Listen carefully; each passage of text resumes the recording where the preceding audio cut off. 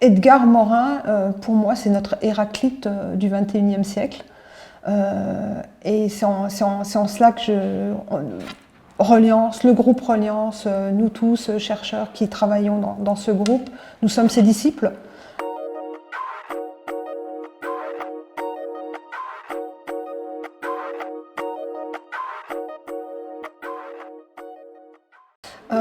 Donc moi je m'appelle Nadia Lazari-Dodler, je suis française, née dans une ville de Lorraine.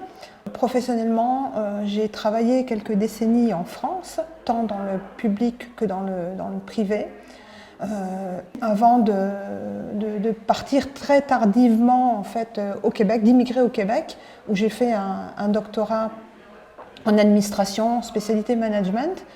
Et puis à ce moment-là, donc au bout de 5 années, donc 4 années de doctorat, 1 année de post-doctorat, j'ai eu un poste à l'UQAR, à l'Université du Québec à Rimouski.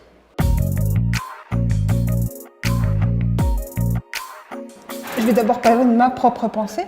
Ma pensée, c'était, j'ai jamais eu une pensée manichéenne. Pour moi, rien n'est noir, rien n'est blanc.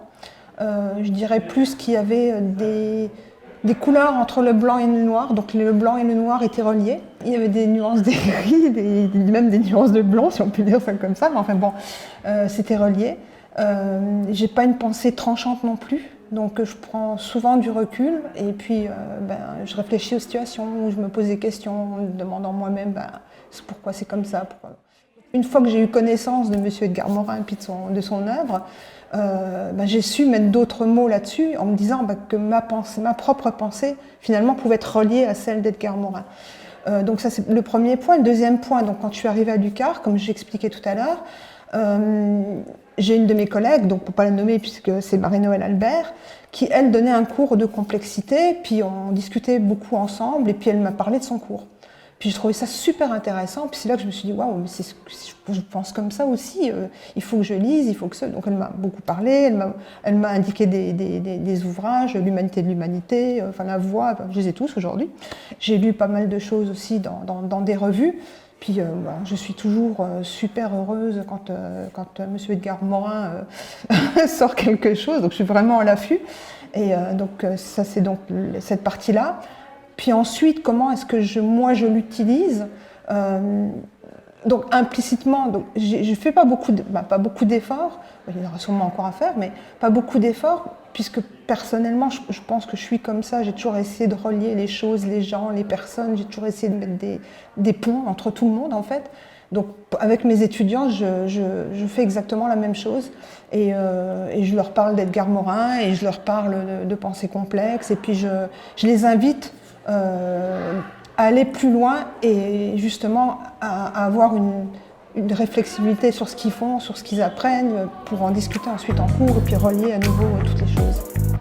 Moi j'étais contente de savoir qu'il y avait un penseur, un philosophe, sociologue qui était qui démontrait que la pensée complexe c'était ce concept, qui mettait des mots là-dessus déjà. Et dans ce que je fais, dans mes cours, c'est sûr que pour moi c'est quelque chose que je fais, que je transmets, que je partage et j'ai un grand plaisir ensuite.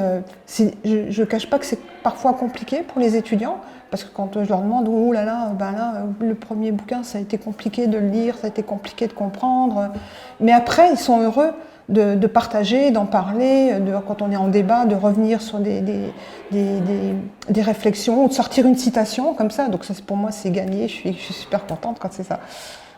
Je me retrouve dans cette citation.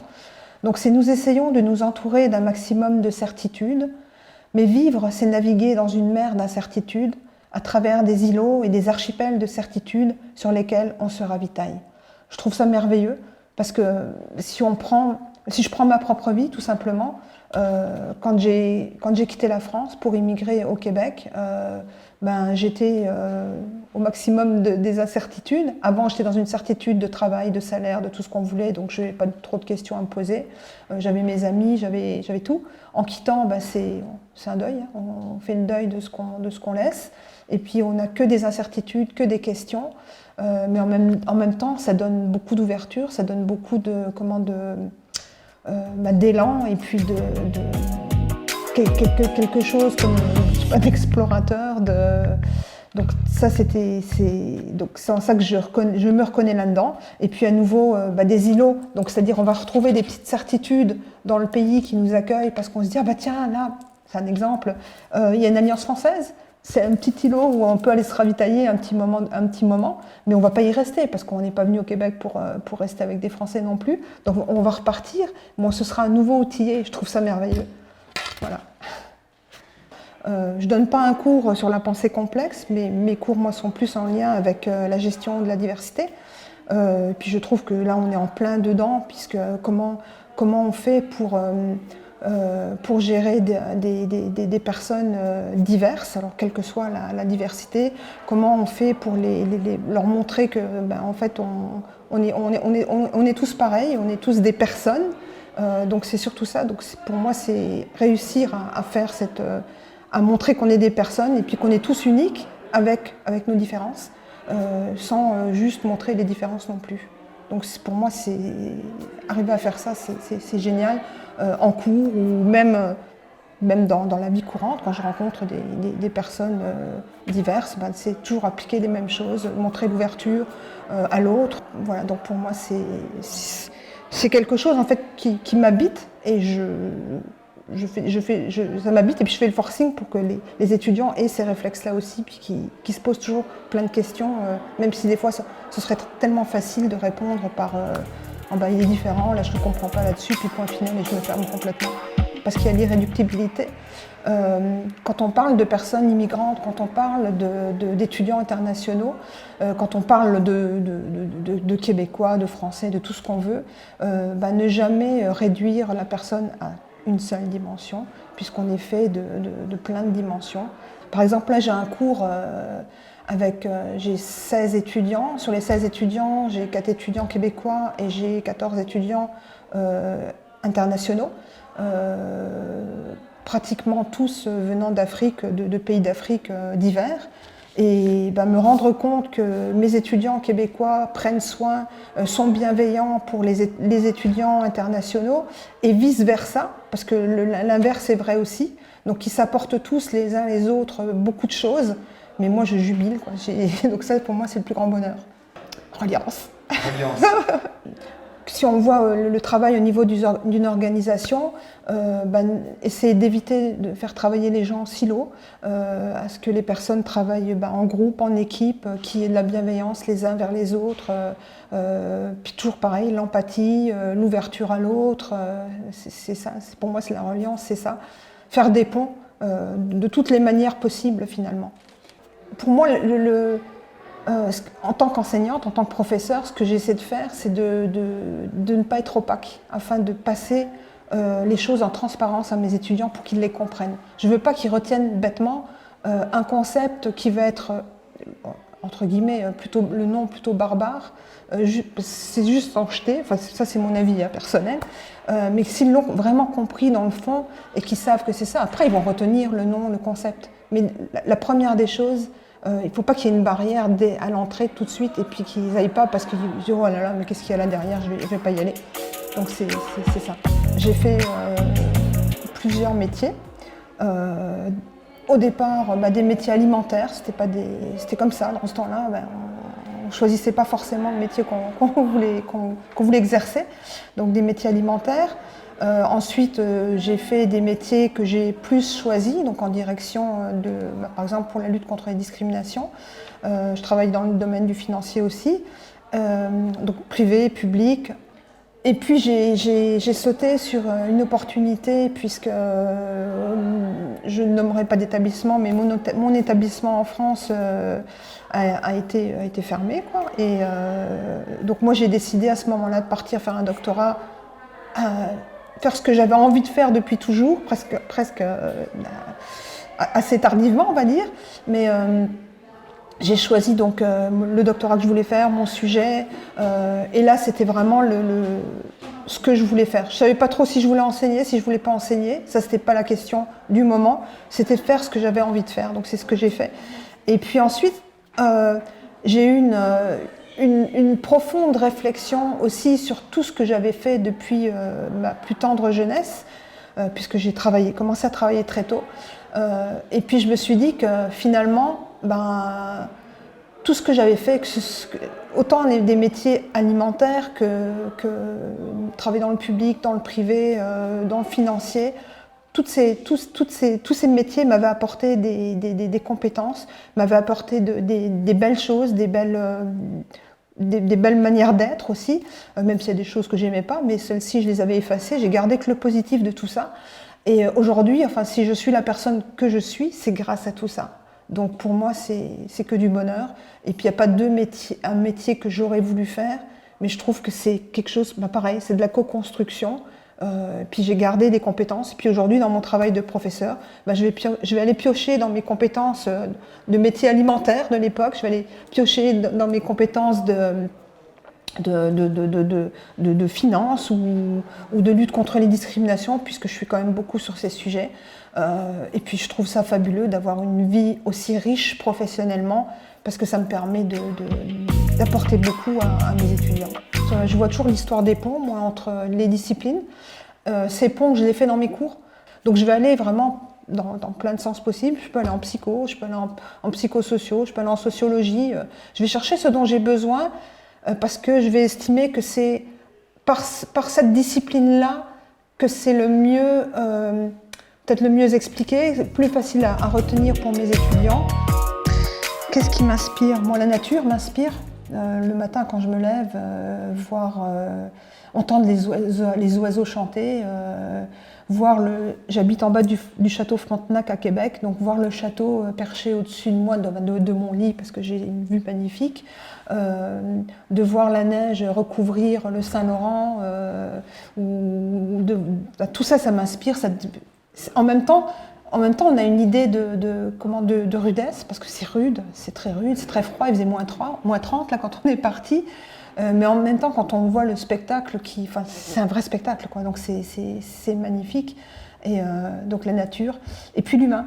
Même si l'humain parfois peut être terrible, c'est ce qu'on voit en ce moment en Ukraine, mais quand on voit les solidarités, entre humains, comment les gens se lèvent et puis comment la peur tombe et puis on se met en action pour venir en aide aux personnes qui en ont besoin, je trouve ça fabuleux. Donc moi je garde foi en l'humain. Je pense que l'humain manque d'éducation, il a besoin d'être éduqué. Alors, ce qui est dommage, c'est qu'il faut ça prend du temps. On voit ces cycles qui reviennent tout le temps. Quand on sait qu'il y a eu la Deuxième Guerre mondiale, on sait les problématiques, comment elles sont arrivées, on sait ce qui s'est passé, et pourtant là on fait la même chose. Par rapport au climat, on sait ça depuis aussi quelques décennies, là, et puis on continue. C'est comme si en fait on était conscient sur le coup, et puis on oublie très vite, quoi. Donc on devient amnésique. Je crois que c'est Edgar Morin d'ailleurs qui le dit. On devient amnésique et puis on oublie. Parce que là, du coup, on n'en parle plus. C'est comme si on avait mis un couvercle dessus. Puis on y revient peut-être à un autre moment. Mais là, on a un genre d'amnésie par rapport aux problèmes, aux grands problèmes de civilisation. Puisque là, c'est des problèmes de civilisation. Je pense que les enfants tout petits, dès l'école maternelle, on devrait leur apprendre qu'est-ce que l'environnement, puis comment c'est important pour nous si on veut continuer. Là, c'est peut-être un peu tard déjà, mais bon, on va rester optimiste si on veut continuer de vivre sur cette planète. Et puis pour eux, puisque en fait c'est eux qui vont reprendre nos dégâts. Donc leur montrer qu'on s'est trompé, qu'on a fait des choses qu'il fallait absolument pas faire.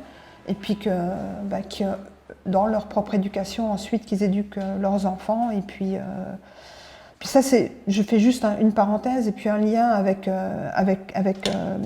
la gestion de la diversité culturelle. C'est exactement la même chose. Avec le racisme, c'est la même chose. Parce que quand on est enfant, si on vit dans une famille où les personnes sont racistes, forcément, elles vont entendre que ça. Les enfants n'entendront que ça. Alors si on entend que ça, et puis on a l'impression que c'est seulement ça, c'est cette pensée qui existe.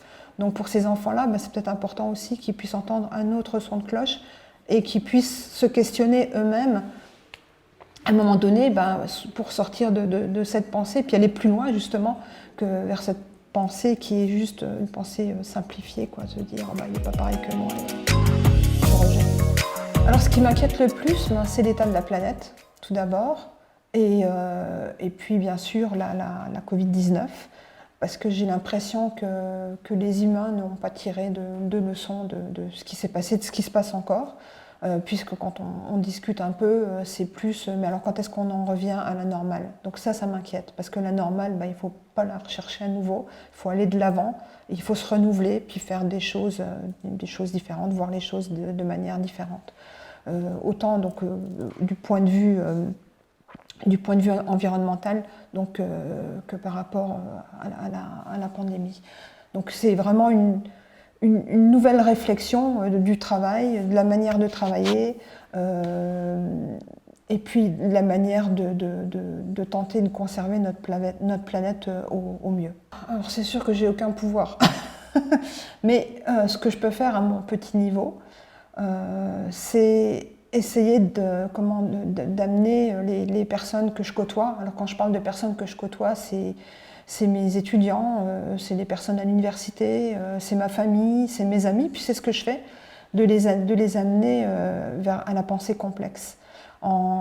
C'est-à-dire de les sortir de la pensée simplifiée, simplifiante, et de les amener à aller beaucoup plus loin dans leur réflexion pour justement voir où il y a des liens, quelles sont les conséquences des actes qu'ils ont posés à tel moment, pourquoi c'est comme ça à ce moment-là. Donc c'est ce que je pense que ce que je ferai. Donc les détacher de leur pensée simplifiante finalement. Oser la pensée complexe. La pensée complexe ne mourra pas, et puis donc et elle sera portée aussi par la suite par d'autres chercheurs. Donc je pense qu'elle va continuer à suivre sa voie. Avec nous et puis sans nous plus tard. On l'a fait. Voilà. Bon, c'est pas si